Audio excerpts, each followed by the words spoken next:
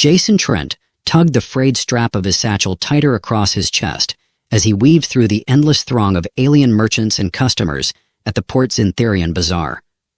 The air buzzed with the hum of hovercarts and the chatter of dozens of languages, some melodious, some guttural, and at least one that sounded suspiciously like someone gargling marbles.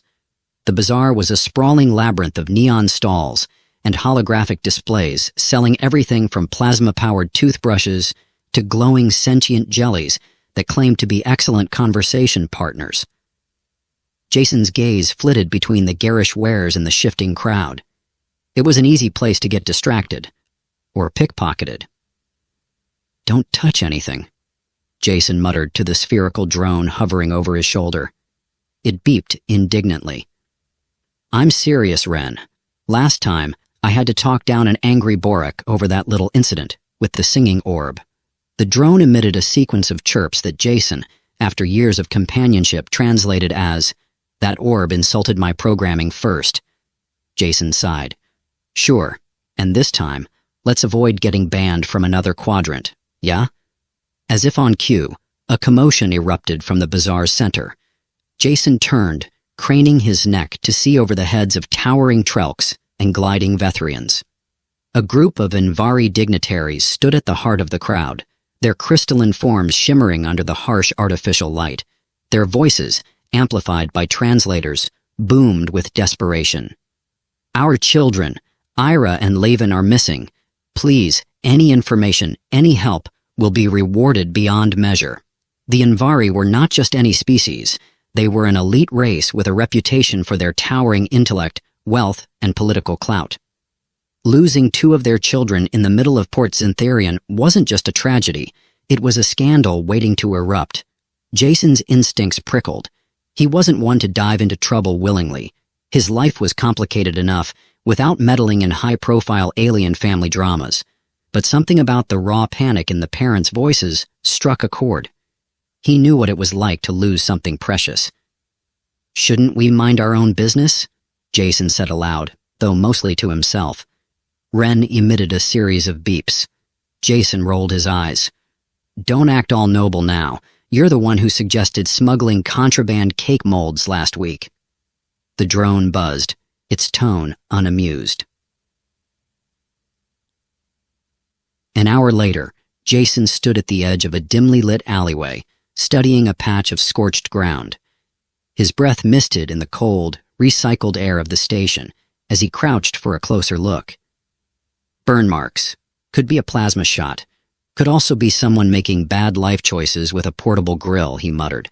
Ren beeped, projecting a holographic map of the area.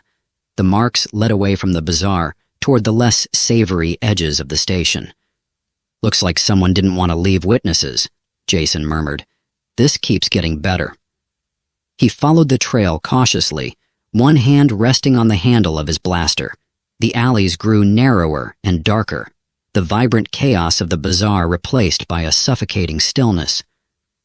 "You know," Jason said to Ren, breaking the tension, "I'm starting to think my tombstone's going to read, 'Here lies Jason Trent. Got curious once too often.'" The drone emitted a low, sarcastic hum. "I'm serious," Jason continued.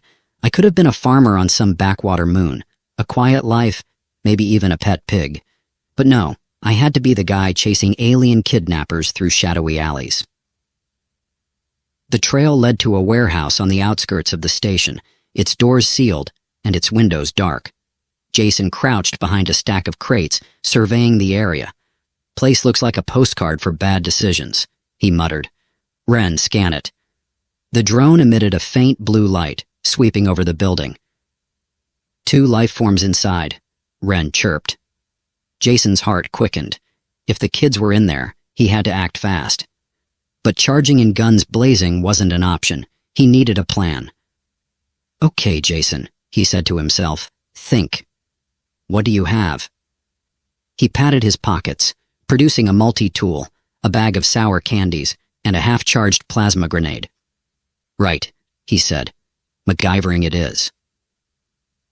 Moments later, Jason approached the warehouse wearing what could only be described as a makeshift costume, a sheet of metallic tarp draped over his shoulders, with the plasma grenade strapped to his chest like an improvised fashion statement. "Attention!" he bellowed in the most authoritative voice he could muster. "This is an inspection by the Galactic Health Authority. We've received complaints about unsanitary conditions and improperly stored, space oysters." The doors hissed open, revealing two burly figures with glowing red eyes. They looked at Jason, then at each other, clearly unsure how to react. "Space oysters?" one growled. Jason nodded solemnly. "Deadly stuff. You don't want to mess with the health authority.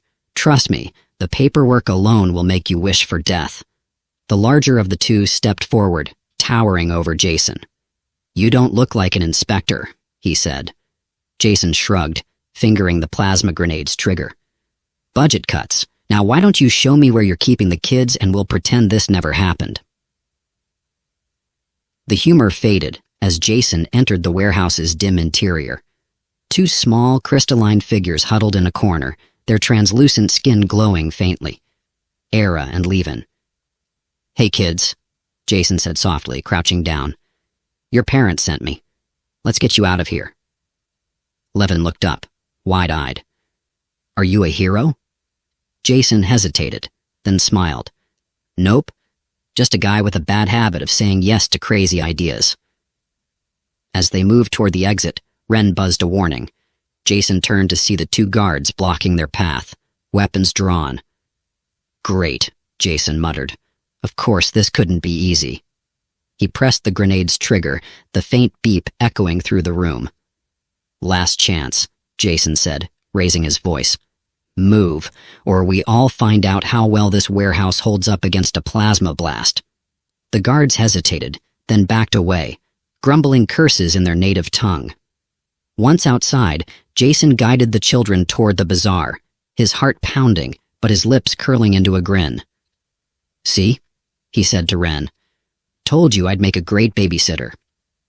Jason leaned against the battered hull of his ship, the rust bucket, watching as Era and Levin devoured ration bars like they were fine dining. The pair sat cross-legged on the cargo bay floor, their crystalline skin pulsing faintly with each bite.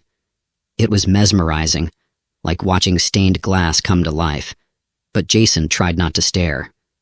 The kids had been through enough without him gawking at them like they were museum pieces. "So," Jason said, breaking the silence, "do I get a thank you, a round of applause, maybe a, 'Wow, you're the coolest human we've ever met'?" Levin, the younger of the two, looked up with a mouthful of food. "You're weird," he said simply, crumbs tumbling from his lips. Era smirked, her glow shifting to a subtle shade of orange that Jason had learned signified amusement. "We'll thank you when we're home," she said, brushing crumbs from her tunic, "if you don't mess it up before then." Jason gave a mock bow. "Your faith in me is overwhelming." From his perch on a nearby crate, Ren beeped, projecting a holographic star map into the air. "Finally," Jason muttered, stepping closer. "Let's see where those goons came from." Ren had managed to pull a partial log from the mercenary ship's system before their dramatic escape. It pointed to a rogue hideout on the edge of the Zenthus asteroid belt, a place notorious for housing the galaxy's least charming individuals. Jason studied the hologram, scratching his stubbled chin. The Zenthus belt. Great. Nothing says family road trip like dodging asteroid storms and pirates. "Are we going there?" Levin asked, his crystalline form brightening with curiosity. "Don't sound so excited," Jason replied. "It's not a theme park, more like a theme park run by homicidal lunatics." Levin's glow dimmed slightly, and Era shot Jason a disapproving glare. "Relax," Jason said, holding up his hands. "We'll be fine. Probably." And the journey to the Zenthus belt was uneventful, giving Jason plenty of time to regret every life choice that had led him to babysitting alien kids in deep space. He spent the hours tinkering with the ship's failing systems, making bad jokes to distract himself, and mediating squabbles between Era and Levin over who got to use the one functional data pad. "You two know I'm not actually your dad, right?" Jason said at one point, prying the data pad out of their grasp. "This isn't in my contract." Era crossed her arms, her glow flaring. If you were our dad, we'd be home by now. Fair point, Jason admitted. But if I were your dad, you'd also be grounded for life, so let's call it even. The tension began to mount as they approached the asteroid belt. The view through the cockpit window was a dizzying swirl of rock and debris spinning against a backdrop of distant stars. Jason tightened his grip on the controls, his voice light, but his stomach nodding. All right, kids. Welcome to the Zenthus asteroid belt. Please keep your hands and tentacles inside the vehicle at all times. Levin peeked over the console, his eyes wide. Are we going to crash? Not unless I mess up, Jason said cheerfully. And I only mess up on weekdays. It is a weekday, Era pointed out. Jason sighed. Thanks for the vote of confidence. Navigating the belt was like playing a high-stakes video game where losing meant instant vaporization. Jason's hands danced over the controls, dodging asteroids and muttering under his breath. Ren chirped warnings from his usual spot, his tone somewhere between helpful and smug. I see it, Ren, Jason snapped, swerving to avoid a particularly large chunk of rock. Do you want to drive? The drone beeped in what Jason interpreted as a resounding no. Amid the chaos, Levin's voice piped up. You're actually kind of good at this. Jason grinned despite himself. Don't sound so surprised, kid. I've been dodging trouble my whole life.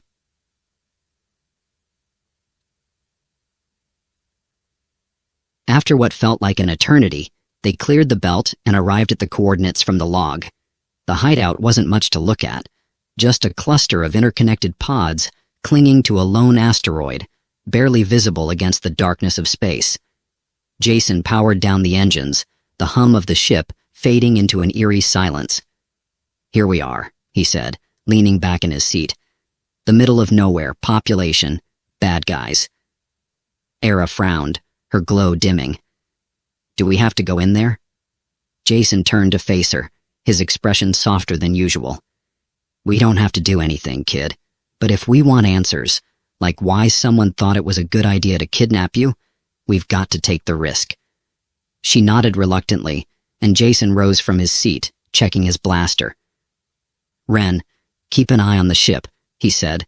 Kids, stay close, and if anyone asks, I'm your cool uncle, who definitely isn't scared out of his mind right now.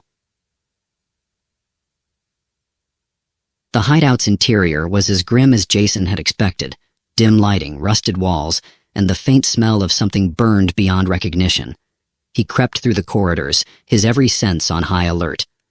Ira and Levin followed closely, their glow casting eerie shadows on the walls. What do you think they do here? Levin whispered. Jason smirked. Probably arts and crafts. Really intense arts and crafts. The boy giggled, the sound oddly comforting in the oppressive silence. They reached what looked like a control room, and Jason motioned for the kids to stay back. He approached the console cautiously, scanning the area for any signs of movement. Ren, patch in, he muttered, setting the drone on the console. The screen flickered to life, revealing a log of recent communications. Jason scanned the entries, his brow furrowing. Looks like they weren't working alone, he said quietly. There's a whole network of these guys, and someone higher up paid them a lot of credits to grab you two. Who? Era asked, her voice trembling. Jason shook his head. Don't know yet, but we're going to find out. Before he could say more, an alarm blared, red lights flashing. Of course, Jason groaned, drawing his blaster. Why can't anything ever go smoothly? Footsteps echoed down the corridor, and Jason turned to the kids, his expression serious. Stay behind me, he said. And try not to look too excited, Levin. This isn't a field trip. The boy grinned despite the danger, and Jason couldn't help but chuckle as he prepared to face whatever came next.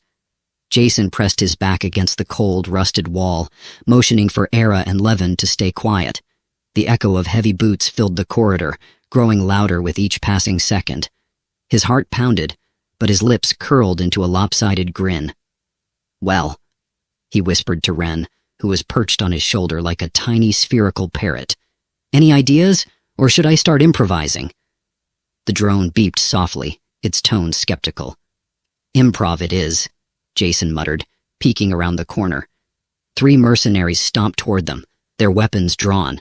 They were a rough-looking bunch, mismatched armor, glowing visors, and a collective aura of bad hygiene. Jason could almost smell them from across the room. "Okay," he said under his breath, turning back to the kids. "Here's the plan. Ira, you and Levin stay here. Ren, you're on distraction duty. And me? I'm going to do something incredibly stupid." "Like usual," Ira quipped, her glow shifting to an amused orange. Jason smirked. "Glad you're catching on." Ren zipped into the corridor, emitting a high-pitched series of beeps and projecting a holographic image of a giant, snarling alien beast. The mercenaries froze, their weapons snapping toward the illusion. "What the—" one of them growled, stepping back. Jason took the moment of confusion to slip out of hiding, his blaster raised. "Hey there, fellas! You ever hear the one about the mercenaries who walked into a trap?" The nearest mercenary turned, eyes widening beneath his visor. "What?" Jason fired a stun blast, and the mercenary crumpled to the ground. "That's the punchline," Jason said with a grin, diving behind a stack of crates as the remaining 2 opened fire. The room erupted into chaos. Bolts of plasma zipped through the air, sizzling against the walls. Jason rolled to avoid a shot, popping up to return fire. "Ren, a little help would be great," he shouted. The drone responded by projecting a swarm of flickering holograms, copies of Jason, all of them grinning and waving mockingly at the mercenaries. "See?" Jason called out, ducking behind another crate. "Now even I don't know which one's real." The mercenaries fired wildly, their frustration mounting. One of them growled, "Stop playing games, human!" Jason popped out of cover, blasting the speaker square in the chest. "But I'm so good at them," he said, watching the second mercenary drop. And the final mercenary hesitated, glancing between Jason and the advancing swarm of holograms. His grip on his weapon faltered. "Look," Jason said, stepping forward with his blaster still aimed. "I could take you out right now, or we could have a nice civilized chat. What'll it be?" The mercenary raised his hand slowly. I don't get paid enough for this." Jason nodded. "Smart choice. Now, tell me who hired you to grab those kids." The mercenary hesitated, his gaze flicking toward the corner where Era and Levin were peeking out. I don't know the name. Just a middleman. We got coordinates and credits, nothing else." Jason sighed. "You're really not giving me much to work with, pal." "That's all I know," the mercenary insisted. "Please just let me go." Jason lowered his weapon slightly, his expression thoughtful. "All right, here's the deal. You tell your buddies that these kids are off limits. And if I ever see your face again—" He pointed the blaster at the mercenary's boots. "Let's just say you'll need new shoes." The mercenary nodded furiously before bolting down the corridor. Jason watched him go, shaking his head. "Always the runners," he muttered. Once the coast was clear, Era and Levin emerged from their hiding spot. Levin's glow was bright with excitement. "That was amazing. You're like a hero from the Hollow movies." Jason grinned, ruffling the boy's crystalline hair. "I prefer the term freelance disaster. But thanks." Era crossed her arms, her glow flickering. "You're reckless. What if you got hurt?" Jason shrugged. "Occupational hazard. Besides, I've been hurt worse slipping on wet floors." Ira didn't seem amused, but Levin giggled. The trio continued deeper into the hideout, navigating dimly lit corridors and avoiding patrols. Jason kept his blaster ready, his senses sharp. "So," Levin whispered, his voice barely audible over the hum of the station. "What's the plan?" Jason smirked. "You're looking at it, kid. I call it the wing it strategy. Works about 50% of the time." 50%? Era said, her tone incredulous. "Hey, those are great odds in my line of work." Eventually, they reached a large chamber filled with rows of terminals and blinking monitors. Jason approached cautiously, scanning the room for threats. It appeared empty, but his gut told him they weren't alone. Ren beeped a warning, confirming his suspicion. Jason held up a hand, signaling for the kids to stay back. A voice echoed from the shadows, smooth and mocking. Well, well, a human playing hero. How quaint. Jason turned to see a tall figure step into the light. They were Invari, their crystalline form sharper and darker than Ira and Levin's. Their glow pulsed with a menacing red hue. You must be the mastermind, Jason said, keeping his blaster steady. Or just someone with too much free time. The figure chuckled. You're amusing, but this game is over. Hand over the children, and I might let you leave in one piece. Jason raised an eyebrow. Tempting offer, but I think I'll pass. The Invari tilted their head, their glow intensifying. You're outmatched, human. You have no idea who you're dealing with. Jason smirked, his grip tightening on the blaster. Funny, I was just about to say the same thing. The standoff was broken by a sudden surge of noise, alarms blaring and lights flashing. Ren zipped to Jason's side, chirping frantically. More reinforcements? Jason muttered. Great, just what we needed. The Invari snarled, their form flickering as they prepared to strike. Jason didn't wait. He fired, the blast missing by inches as the figure darted into the shadows. Run! Jason shouted, grabbing Era and Levin's hands and pulling them toward the exit. They sprinted through the corridors, plasma bolts zipping past them. Ren provided cover, projecting more holograms to confuse their pursuers. Next time, Jason panted, remind me to take a vacation instead of saving alien kids. Levin grinned despite the chaos. This is way better than a vacation. Jason laughed, even as his lungs burned. Kid, you've got a weird idea of fun. They finally burst into the hangar, where the rust bucket waited. Jason shoved the kids up the ramp, firing a few parting shots at the pursuing guards before slamming the hatch shut. Ren, get us out of here, he yelled, jumping into the pilot's seat. The ship roared to life, shuddering as it lifted off. Jason maneuvered through the asteroid belt with practiced ease, dodging debris and incoming fire. Next stop, he said, grinning as they cleared the danger zone. Anywhere but here. As the kids cheered and Ren beeped triumphantly, Jason allowed himself a moment of relief. For now, they were safe, but he knew this was far from over. Jason leaned back in the rust bucket's pilot chair, one boot propped up on the console. The adrenaline of their escape from the hideout was starting to wear off, replaced by a familiar ache in his shoulders and a pounding headache that could only be cured by something stronger than caffeine. Okay, team, he said, glancing over his shoulder at Era and Levin, who were perched on crates in the cargo bay. Let's recap. We survived a death trap, outsmarted some goons, and learned exactly nothing useful. Anybody else feeling like a galactic detective yet? Levin raised his hand. I think we're doing great. Jason chuckled, rubbing his temples.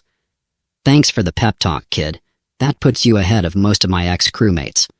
Ira, sitting cross-legged with a datapad in her lap, didn't look up. We need a plan, not jokes. Who says we can't have both?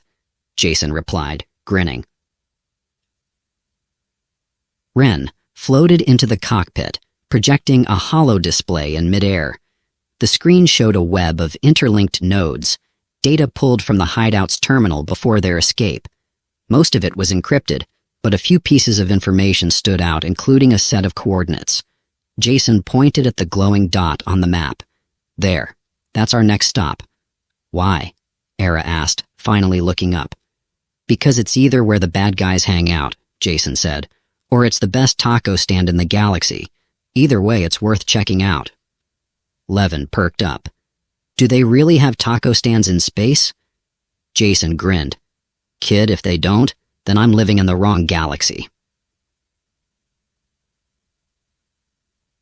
As the ship hummed through the starfield, Jason busied himself with repairs. The asteroid belt hadn't been kind to the rust bucket, and the ship was more duct tape than metal at this point. You know, he said, tightening a bolt on the hyperdrive, I've always said this ship has character, and by character, I mean she's one bad day away from falling apart. Why don't you get a better one? Levin asked, peeking over Jason's shoulder. Jason shrugged. Better ships cost money, and I'm more of a borrow now, pay maybe kind of guy. Era rolled her eyes. You mean you're broke? Jason grinned. Exactly. Glad we're on the same page. The coordinates led them to a dusty, backwater planet on the fringes of known space. The place was as charming as a rusted blaster, with a sky the color of old engine grease and air that smelled faintly of burnt circuits. Welcome to whatever this dump is called, Jason announced as the ship landed with a metallic groan. Era wrinkled her nose. It smells weird. That's the scent of adventure, Jason said, grabbing his blaster and holstering it. And possibly sewage. Let's not dwell on it. The planet's lone settlement was little more than a cluster of prefab buildings huddled against the wind. Jason led the way to a dingy cantina, its neon sign flickering like it couldn't decide if it wanted to stay lit. Stay close, he told the kids as they stepped inside, and don't touch anything, or anyone, or breathe too deeply for that matter. The cantina was filled with a mix of locals and off-worlders, most of them looking like they hadn't smiled in decades. Jason approached the bar, catching the attention of the barkeep, a grizzled alien with 4 arms and a permanent scowl. What'll it be? The barkeep growled. Information, Jason said, sliding a credit chip across the counter. And maybe a drink, something that won't kill me preferably. The barkeep snorted, pouring a murky liquid into a glass. Depends on what you want to know. Jason leaned in, lowering his voice. I'm looking for someone, or something. Got these coordinates from a group of mercs and I was hoping you could point me in the right direction. The barkeep studied him for a moment, then nodded toward a booth in the corner. Talk to her. If she doesn't kill you, she might help. Jason followed the gesture, his gaze landing on a tall figure cloaked in shadow. Their presence was commanding, their glowing eyes piercing even from across the room.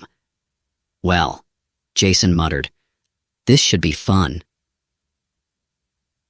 Yet the figure turned out to be a woman, a Laxori, judging by the bioluminescent patterns on her skin. She watched Jason approach with an expression that could have been curiosity or annoyance. You're bold, she said as he slid into the booth across from her.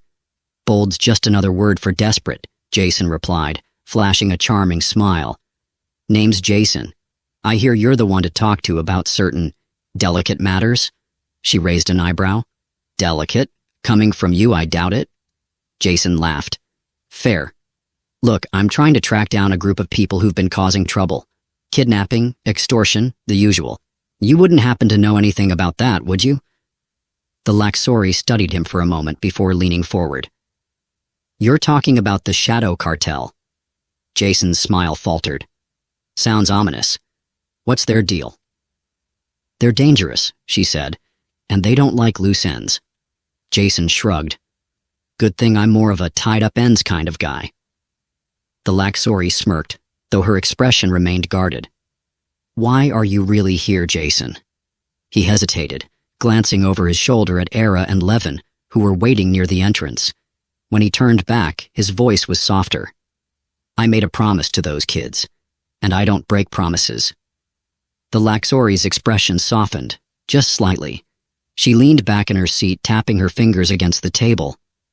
There's a man, Drell Kaon. He's a broker for the cartel. If anyone knows what they're planning, it's him. Where can I find him? She chuckled darkly. That's the tricky part. He's always on the move, but if you're serious about finding him, I can give you a lead. For a price, Jason sighed. Why does everything have to cost something? The Laxori smiled faintly. Welcome to the galaxy. After exchanging credits for information, Jason regrouped with the kids. Did you get what we need? Era asked. Jason nodded, though his expression was grim. Yeah, and a reminder that I should have chosen a safer career, like asteroid mining. What's the plan now? Levin asked. Jason ruffled the boy's crystalline hair. The same as always, wing it and hope for the best. Era rolled her eyes. but there was a faint smile on her face. As they boarded the rust bucket and prepared to chase down their next lead, Jason couldn't shake the feeling that they were diving headfirst into a storm. But for better or worse, he wasn't the kind of guy who backed down. "Buckle up, kids," he said, flipping switches on the control panel. "The adventure's just getting started." The rust bucket shuddered as it emerged from hyperspace, the stars streaking back into pinpricks of light against the endless black. The coordinates the Laxori had provided led to a dense nebula, its swirling hues of purple and gold casting an eerie glow over the cockpit. Jason stared out the viewport, scratching his chin. "Well, this is charming," he muttered. "Nothing says welcome like a nebula that looks like it wants to eat us." Levin, perched on the edge of his seat, gasped in awe. "It's beautiful." Ira, standing behind them with her arms crossed, gave Jason a skeptical look. "Are you sure this is the right place?" Jason tapped the console, bringing up the nav data. "It's either the right place, or we've just stumbled into an interstellar light show. Either way, keep your eyes peeled." The ship drifted deeper into the nebula, its sensors struggling against the interference. Ren zipped around the cockpit, chirping anxiously as Jason muttered under his breath, flipping switches and adjusting dials. "You know," he said, glancing at the drone, "I'd love it if just once our mysterious lead didn't involve flying blind into an uncharted death trap." Ren beeped a sarcastic reply, and Jason chuckled. Yeah, keep up the optimism, buddy." Era leaned over his shoulder, frowning at the flickering holo display. "Can't you stabilize the sensors?" "I'm trying," Jason replied. "But this nebula's like a drunk magician. It keeps pulling tricks out of nowhere." Levin giggled, and even Era's stern expression softened slightly. As they ventured further, the interference grew worse. The ship jolted suddenly, throwing Jason forward into the console. "What was that?" Era demanded, gripping the back of his seat. Jason groaned, rubbing his forehead. "Probably nothing. Or everything. Hard to say." Ren emitted a frantic series of beeps, projecting a 3D map onto the display. A massive object loomed ahead, hidden within the swirling gases. Jason squinted at the map. "Looks like a station. Or a really big space pancake. Either way, we're about to find out." The object turned out to be a derelict space station, its skeletal frame barely holding together. Faint lights flickered along its surface, casting long shadows that seemed to shift and writhe as the rust bucket approached. "Okay," Jason said, steering the ship toward an exposed docking port. "Let's go say hi. Politely, of course." Levin's glow brightened with excitement. "Are there going to be aliens?" Jason grinned. "Kid, there are always aliens." Ira shot him a warning look. "Be careful. This place feels wrong." Jason nodded, his grin fading. "Yeah, I feel it too. But hey, nothing ventured, nothing gained, right?" They disembarked cautiously, stepping into the dimly lit station. The air was stale, heavy with the scent of ozone and decay. Ren hovered ahead, its lights casting eerie patterns on the walls. Jason held his blaster loosely at his side, his senses on high alert. "All right, team, let's keep this quick and quiet. And if anyone asks, we're here for a bake sale." Levin giggled, but Era rolled her eyes. As they moved deeper into the station, they encountered signs of a struggle, scorch marks on the walls, discarded weapons, and ominous stains that Jason decided not to comment on. "Looks like someone had a bad day," he muttered. "Or a bad decade," Era added, her glow dim with unease. They eventually reached a central chamber, where a massive terminal hummed softly. Jason approached it cautiously, tapping a few keys. The screen flickered to life, displaying a stream of encrypted data. "Bingo," he said, pulling out a datapad. "Let's see what our friends have been up to." Ren interfaced with the terminal, its lights blinking rapidly as it worked to decode the data. Jason leaned against the console, his gaze flicking to the shadows. "Is it just me?" he said, Or does it feel like we're being watched? Era's glow brightened slightly. It's not just you. Levin huddled closer to Jason, his usually bright demeanor subdued. What if it's ghosts? Jason smirked, ruffling the boy's crystalline hair. Ghosts, huh? If they show up, I'll introduce them to my blaster. It's very persuasive. As Ren worked, the sound of distant footsteps echoed through the chamber. Jason's grip on his blaster tightened, his expression hardening. Looks like we've got company, he said. The door slid open, revealing a group of armed figures. Their armor was sleek and black, their visors glowing an ominous red. At their center stood a tall figure, their presence radiating authority. Well, well, the leader said, their voice smooth and cold. A human, some stray Invari, and a toy drone. What an interesting combination. Jason raised an eyebrow. And you are... The leader smirked. Drell Kaon. And you're trespassing. Jason sighed. Great. I was hoping for tacos, but instead I get another bad guy monologue.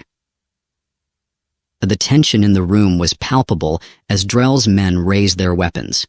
Jason glanced at Era and Levin, who stood frozen with fear. Stay behind me, he said softly, his tone serious. Era nodded, her glow steady despite the danger. Jason turned back to Drell, forcing a grin. Look, I get it. You're important, you've got minions, and you probably spend too much time practicing your evil glare in the mirror. But here's the thing. I don't scare easy. Drell's smirk faltered, replaced by a flicker of irritation. You're a fool. Guilty as charged, Jason replied, firing the first shot. The chamber erupted into chaos. Jason ducked behind the terminal, returning fire as Drell's men spread out. Ren projected holograms to confuse the enemy, while Era used her bioluminescence to create blinding flashes of light. Levin huddled behind a crate, his glow flickering with anxiety. What do we do? He asked, his voice trembling. Stay down and let me handle it, Jason said, his tone reassuring. The battle was intense, but Jason's quick reflexes and Ren's tricks kept them one step ahead. Era proved resourceful, using her abilities to disorient their enemies. Finally, only Drell remained, his men either incapacitated or retreating. Jason leveled his blaster at the leader, his expression hard. You've got one chance, Kaon. Tell me what the cartel is planning. Drell laughed, blood trickling from a cut on his cheek. You have no idea what you've stumbled into, human. This is bigger than you, bigger than all of us. Jason frowned. Cryptic and unhelpful. Thanks for nothing. Before he could press further, Drell activated a device on his wrist, vanishing in a flash of light. Jason groaned. Great. Another dramatic exit. Why do bad guys always have to make things so complicated? As the dust settled, Jason turned to Era and Levin, who were still shaken but unharmed. You okay? He asked, his voice gentle. They nodded, and Levin managed a small smile. You're really good at this. Jason chuckled, holstering his blaster. Good? Kid, I'm the best.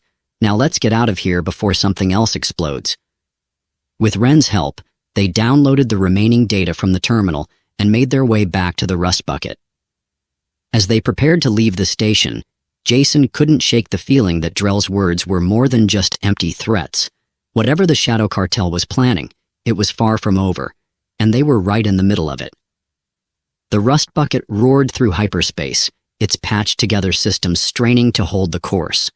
Jason leaned back in the pilot's seat, tapping the console rhythmically while Ren hovered at his side, projecting the decrypted data they'd managed to salvage from the derelict station.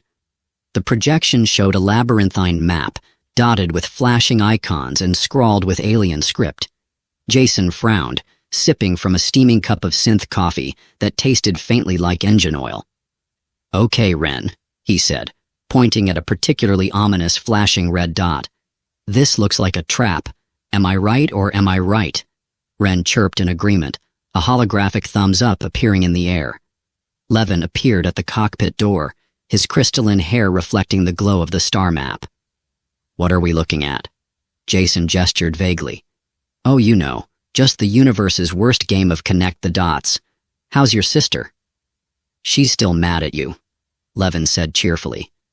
But she's always mad at you, so it's not new. Jason smirked. Consistency. I can respect that. The decrypted data led them to a remote, uncharted moon, orbiting a gas giant. As the rust bucket approached, the ship's scanners struggled against the thick electromagnetic interference blanketing the area. Era joined them in the cockpit, her glow subdued.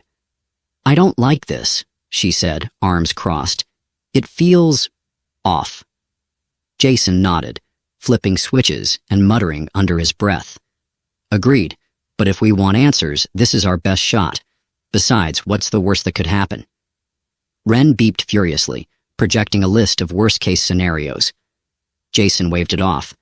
Thanks for the vote of confidence, buddy. The moon's surface was a barren wasteland, dotted with jagged cliffs and shrouded in perpetual twilight. Jason landed the ship near a cluster of ancient structures that looked more like the bones of a long-dead giant than anything built by sentient hands. As they disembarked, the oppressive silence pressed down on them like a physical weight. Even Jason, who usually had a quip for every occasion, found himself uncharacteristically quiet. Levin broke the silence, pointing at the nearest structure. Do you think there's treasure in there? Jason grinned, ruffling the boy's hair. Kid, if we find treasure, I'll split it with you 70-30. 70 for me? Levin asked hopefully. Jason laughed. Nice try. The interior of the structure was as foreboding as its exterior. The walls were covered in strange symbols that seemed to writhe and shift when viewed from the corner of the eye. Ira ran her fingers over the carvings, her expression unreadable. This isn't cartel work. It's older. Much older. Jason raised an eyebrow. Great. Ancient mysteries on top of modern crime syndicates. My week just keeps getting better. Ren projected a scan of the chamber, highlighting a hidden passage leading deeper underground. Well, Jason said, cracking his knuckles, time to see what's behind door number 2. The passage led to a vast underground chamber, its walls glowing faintly with an otherworldly light. At the center stood a massive device, its purpose unclear, but its presence undeniably ominous. Jason approached cautiously, his blaster drawn. I'm no scientist, but I'm pretty sure this thing isn't a fancy coffee machine. Era examined the device, her glow brightening with curiosity. It's some kind of energy collector, but the design, it's unlike anything I've ever seen. Jason tilted his head. Energy collector. For what? Before Era could answer, the chamber filled with a low, rumbling hum. The device began to activate, its core pulsing with a blinding white light. Levin clung to Jason's arm, his voice trembling. What's happening? Something bad, Jason said, pulling the boy behind him. Stay close. The hum grew louder, and a holographic figure appeared above the device, a tall, imposing alien with sharp features and eyes like burning coals. Greetings, intruders, the figure said, its voice echoing through the chamber. You have stumbled upon a relic of the ancients. Leave now, or face annihilation. Jason sighed, rubbing his temples. Why is it always annihilation? Can't we ever get a friendly hologram? The figure's gaze locked onto him. You do not belong here, human. Leave while you still can. Jason crossed his arms. Listen, buddy. I didn't come all this way to be scared off by a light show. What's this thing for, and why is the cartel interested in it? The hologram hesitated, its expression flickering between defiance and fear. This device is a key, a weapon. It holds the power to reshape worlds and destroy them. Era's glow dimmed. The cartel wants to use it. The hologram nodded. If they succeed, your galaxy will burn. Before Jason could respond, the chamber shook violently. A squad of heavily armed mercenaries stormed in, their weapons trained on the group. Looks like we're popular, Jason muttered, raising his blaster. "Ren, time for some mischief," Ren chirped enthusiastically, projecting decoys and scrambling the mercenaries' targeting systems. The ensuing battle was chaotic, with Jason and Era fighting side by side while Levin hid behind a fallen pillar. The mercenaries were well trained, but Jason's quick thinking and Ren's tricks kept them at bay. At one point, Jason ducked behind cover, panting. "You know, I could really go for a snack break right about now." Era rolled her eyes, firing a precise shot that disarmed an enemy. "Focus, Jason." "I am focused," he replied, popping up to take another shot. "Focused on not dying." As the fight raged on, the device's core grew brighter, its energy building to a dangerous level. The hologram reappeared, its voice urgent. "You must stop the activation. If it reaches full power, this entire moon will be obliterated." Jason groaned. "Why does everything have to explode?" Era dashed toward the device, her glow intensifying as she interfaced with its controls. "Keep them off me. I need time." Jason nodded, covering her as more mercenaries poured into the chamber. After what felt like an eternity, Era managed to shut down the device. The core dimmed and the rumbling ceased. Jason leaned against a pillar, breathing heavily. "Well, that was fun. Let's never do it again." Ira gave him a tired smile. "Agreed." Levin peeked out from his hiding spot, his eyes wide. "Did we win?" Jason ruffled the boy's hair. "For now. But something tells me the cartel isn't done with us yet." As they returned to the rust bucket, Jason couldn't shake the feeling that they were on the brink of something much bigger and far more dangerous than they'd anticipated. The rust bucket cruised through the velvety black of space, a streak of gold and silver as it left the chaotic moon and the shadow cartel far behind. Jason leaned back in the pilot's seat, nursing a cup of synth coffee that still tasted like disappointment. The adrenaline of their escape was fading, replaced by an ache in his muscles and the gnawing realization that their mission wasn't over. "Okay," Jason said, glancing over at Era, who was reviewing the encrypted files they'd taken. "Let's take stock. We didn't die, that's a win. We stopped the giant space toaster from blowing us all up, another win, and we stole a bunch of cartel secrets. Triple win, right?" Era's glow remained subdued as she studied the data. "The cartel's plans are worse than we thought," she said quietly. "They're not just targeting one planet. They're building a network, devices like the one we just deactivated, scattered across the galaxy." Jason winced. "So, you're saying we poked a very angry bear and then stole its honey?" Levin popped his head into the cockpit, holding a bowl of what Jason generously called space cereal. "What kind of bear? Like a big fluffy one, or the kind that eats you?" Jason chuckled. "Definitely the eating kind, kid." As the rust bucket approached Laxor Prime, the homeworld of Era's people, the reality of their journey began to sink in. They were returning not just as survivors, but as heroes, albeit reluctant ones. The sprawling cityscapes of the capital came into view, their crystalline spires reflecting the light of the twin suns. Jason let out a low whistle. "You know, your planet looks like someone tried to make a disco ball out of diamonds." Levin laughed, but Era's expression remained serious. "My father won't see it that way," she said. "He'll focus on what we didn't accomplish." Jason raised an eyebrow. "You mean saving the galaxy from imminent destruction isn't enough for him?" Tough crowd. The landing bay was a hive of activity as they touched down. Era's father, the High Magistrate, stood at the forefront of a delegation, his towering figure radiating authority.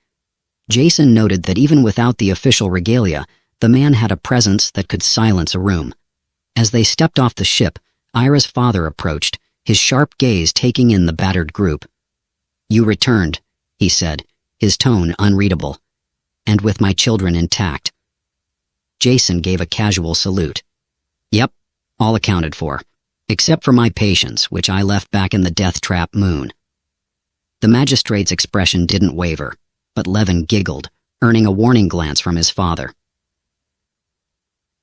Over the next few days, Jason found himself thrust into a whirlwind of diplomatic meetings, strategy sessions, and more formal dinners than he cared to count. The stolen cartel data revealed an intricate network of operations spanning multiple systems, and Jason quickly realized that his part in this wasn't over. "You know," he said to Era during one of their late-night strategy sessions, "I came into this just looking for a payday. Now I'm apparently part of an intergalactic resistance. How does that happen?" Era smiled faintly, her glow warm and soft. "Because you care, even when you pretend not to." Jason rolled his eyes. "Don't go spreading that around. I have a reputation to maintain." The climax of their efforts came during a Grand Council meeting where the Laxori and their allies debated the next steps against the cartel. Jason, unused to such formalities, sat at the edge of the room, nursing a drink that tasted suspiciously like fermented algae. Ira stood before the council, her voice clear and resolute as she outlined their findings. "We cannot wait for the cartel to act. We must strike first, dismantle their network before it becomes operational." Jason leaned over to Levin, who sat beside him. "She's good at this. I just say, let's blow up the bad guys and call it a day." Levin grinned. "That's why you're not in charge." The council's decision was unanimous. They would take the fight to the cartel, using the data Jason and his team had recovered to dismantle their operations. The High Magistrate, though initially skeptical of Jason, publicly acknowledged his contributions. As the meeting concluded, the magistrate approached Jason. "You've done more for my family than I could have expected," he said, "and you've earned our gratitude. But there's one final matter to discuss." Jason blinked. "If this is about the minibar in my quarters, I swear I didn't—" The magistrate raised a hand, silencing him. "I offer you the hand of my daughter in marriage and command of our planetary forces."